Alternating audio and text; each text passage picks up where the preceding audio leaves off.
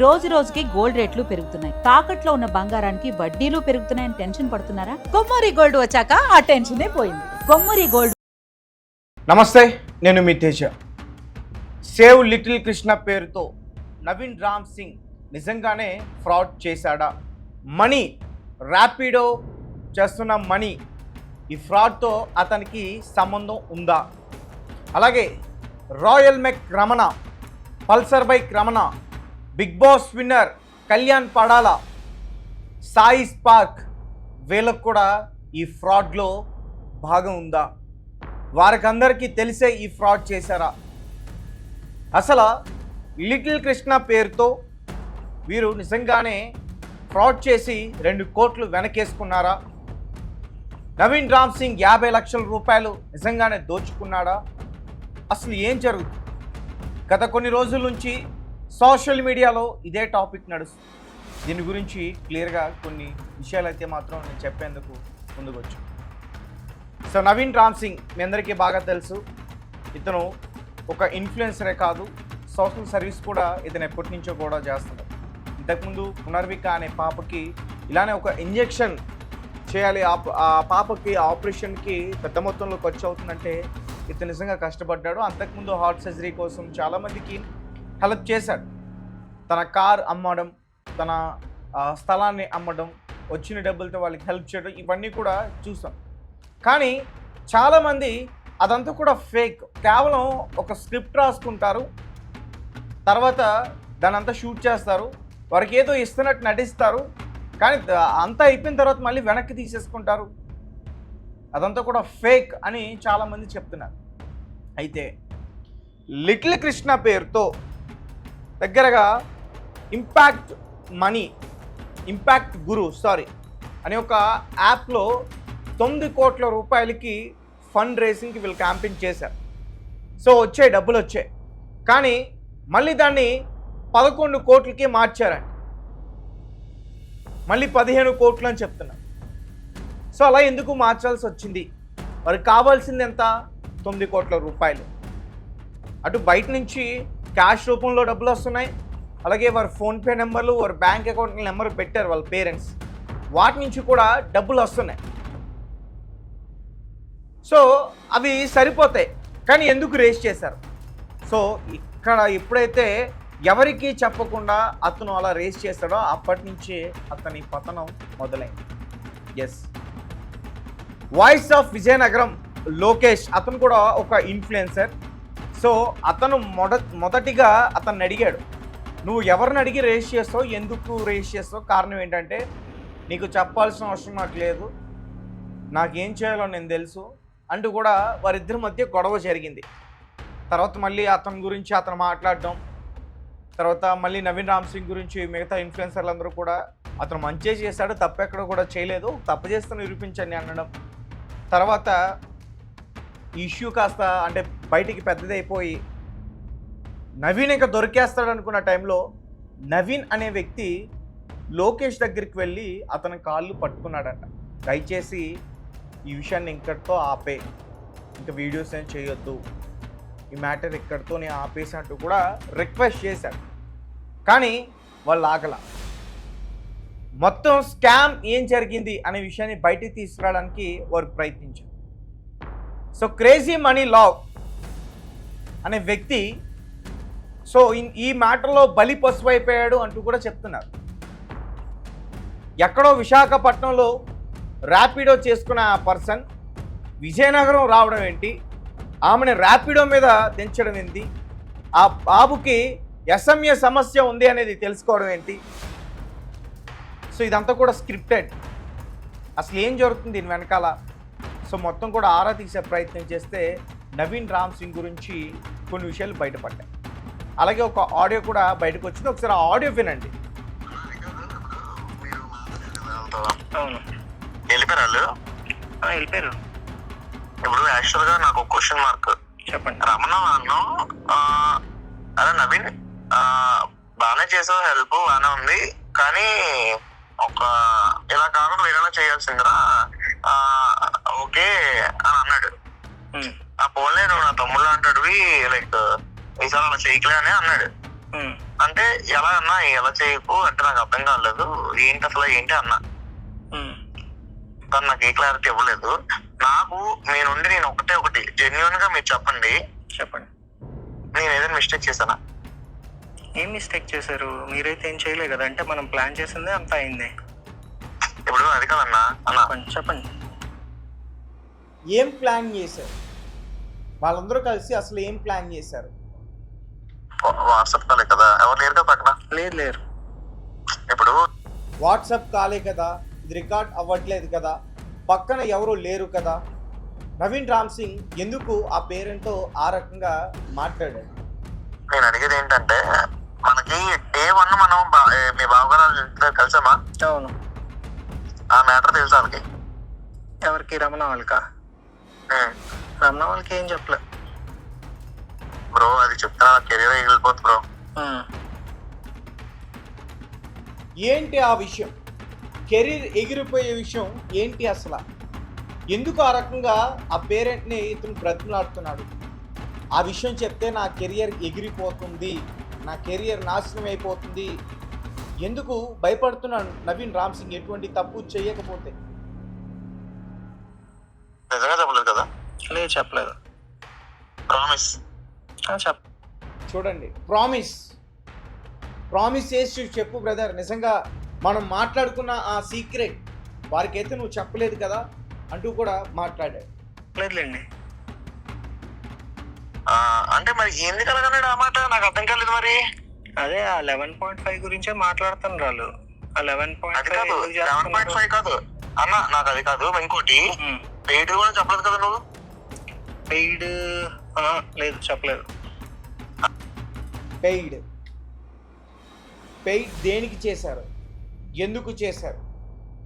ఇక్కడ ఆ బాబుకి సంబంధించి ఆ ఇంజెక్షన్ కావచ్చు, ఆ ఆపరేషన్ కావచ్చు, దానికోసం ఫండ్ కలెక్ట్ చేస్తుంటే ఇక్కడ పెయిడ్ దేనికి? ప్రమోషన్స్కా?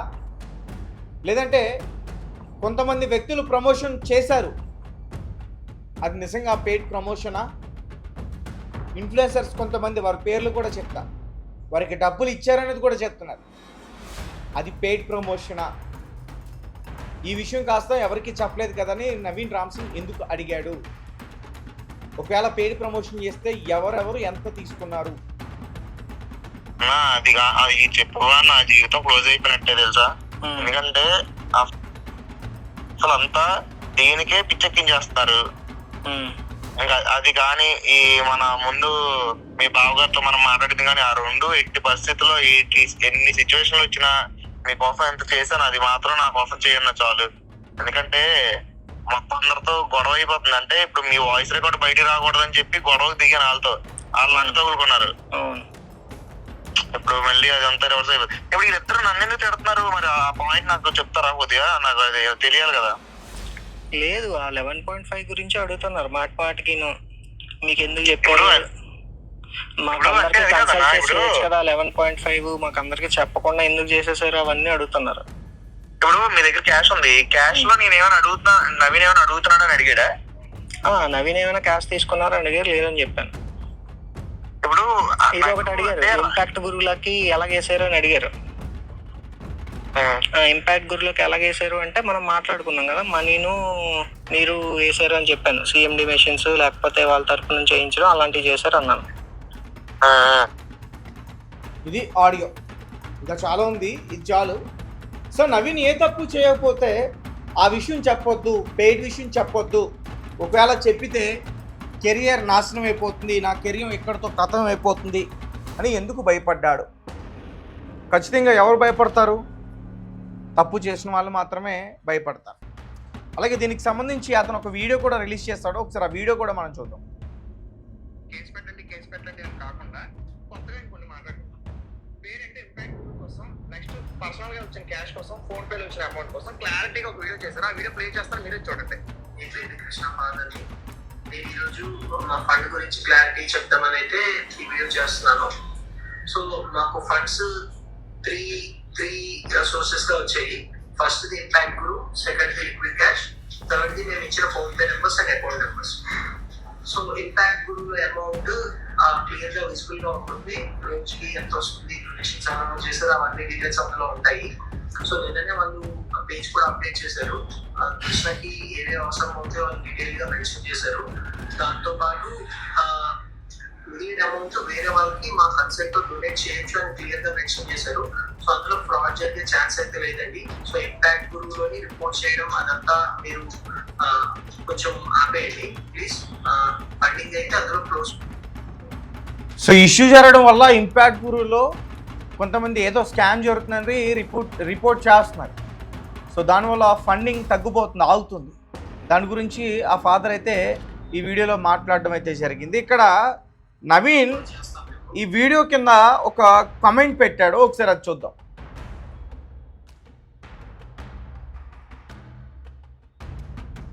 ఎలా ఉంది మాస్టారు ట్విస్ట్, తప్పు ఎవరు చేశారో తేల్చుకుందాం, గెట్ రెడీ.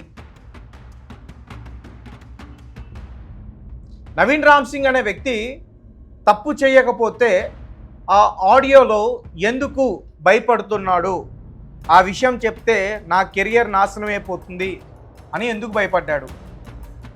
సో అసలు ఏం జరిగిందనే దాని గురించి ఇప్పుడు నేను క్లియర్గా చెప్తా.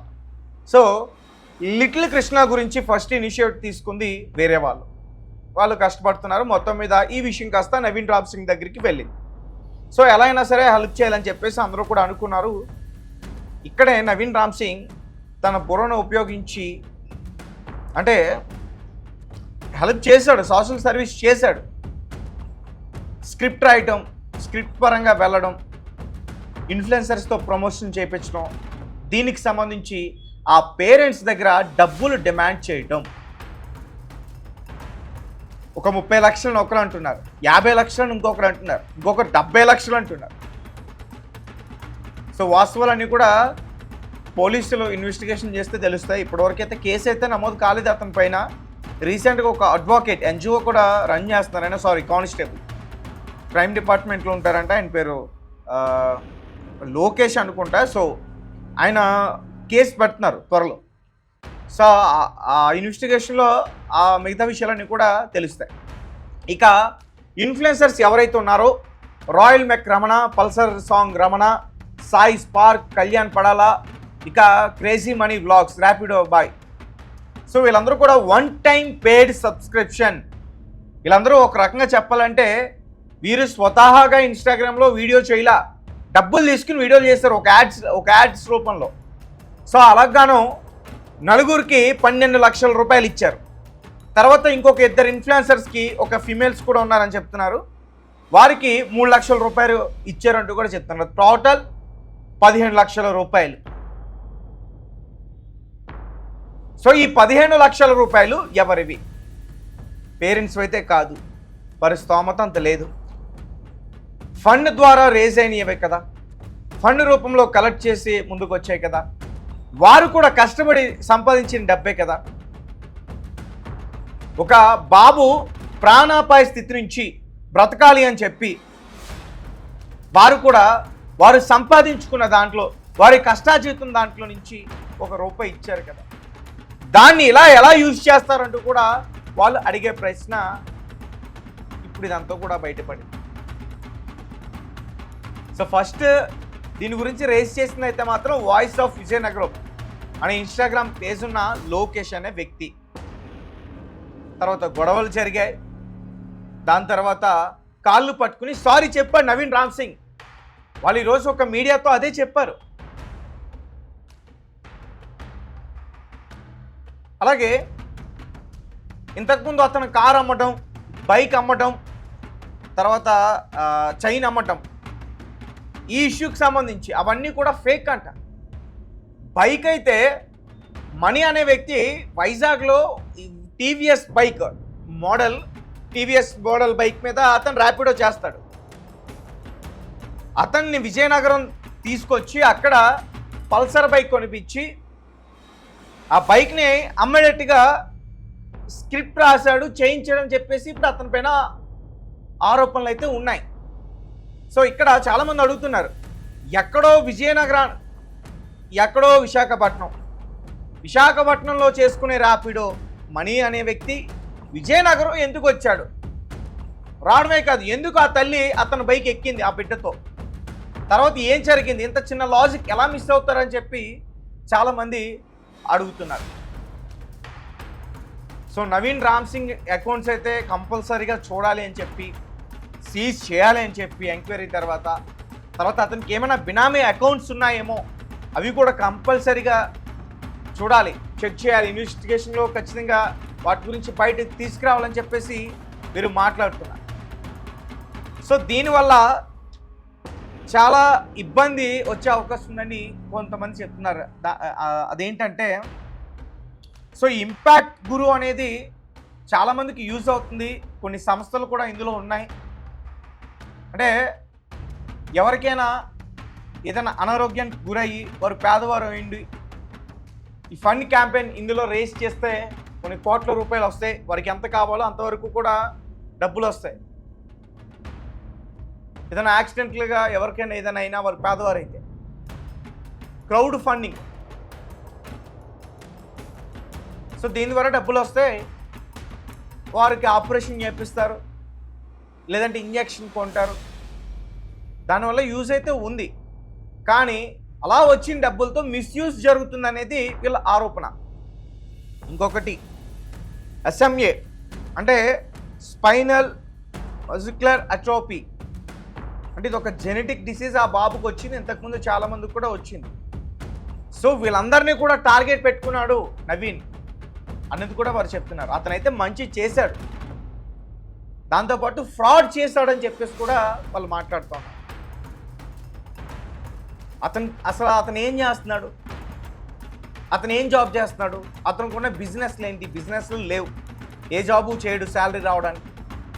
మరి డబ్బులు ఎలా సంపాదిస్తున్నాడు, అంత లగ్జరీ లైఫ్ని ఎలా గడుపుతున్నాడు, అంతంత కాస్ట్లీ కార్లు ఇవన్నీ కూడా ఎలా వస్తున్నాయి, ప్రమోషన్స్ ఎలా చేస్తున్నాడు డబ్బులు ఖర్చు అవ్వకుండా, వీటి వివరాలు ఏంటి అని చెప్పేసి వీరు అడుగుతున్న ప్రశ్న. ఈరోజు విజయనగరానికి సంబంధించి లోకేష్ కావచ్చు, తర్వాత నమన్ కావచ్చు, ఇంకా కొంతమంది ఉన్నారు, వీళ్ళందరూ కూడా గట్టిగా ఇతన్ని ప్రశ్నించే ప్రయత్నం చేస్తున్నారు. దీనికి అతను ఏం చెప్తున్నాడంటే త్వరలోనే సమాధానం చెప్తా అంటూ కూడా చెప్తున్నాడు. కానీ ప్రస్తుతం ఆడియో కాల్ అయితే మాత్రం బయట వైరల్ అవుతుంది. మరి చూడాలి, ఆడియో కాల్ గురించి అయితే అతను రెస్పాండ్ అయ్యాడు. మరి ఏ విషయాన్ని ఎవరికి చెప్పకుండా దాచాలి అని చెప్పి ఆ పేరెంట్ని, లిటిల్ కృష్ణ వాళ్ళ ఫాదర్ని అతను అడిగాడు. చెప్పితే నా జీవితం నాశనం అయిపోతుందని చెప్పి ఎందుకు భయపడ్డాడు. సో దీని గురించి ఖచ్చితంగా నవీన్ క్లారిటీ ఇవ్వాల్సిన పరిస్థితి అయితే ఉంది.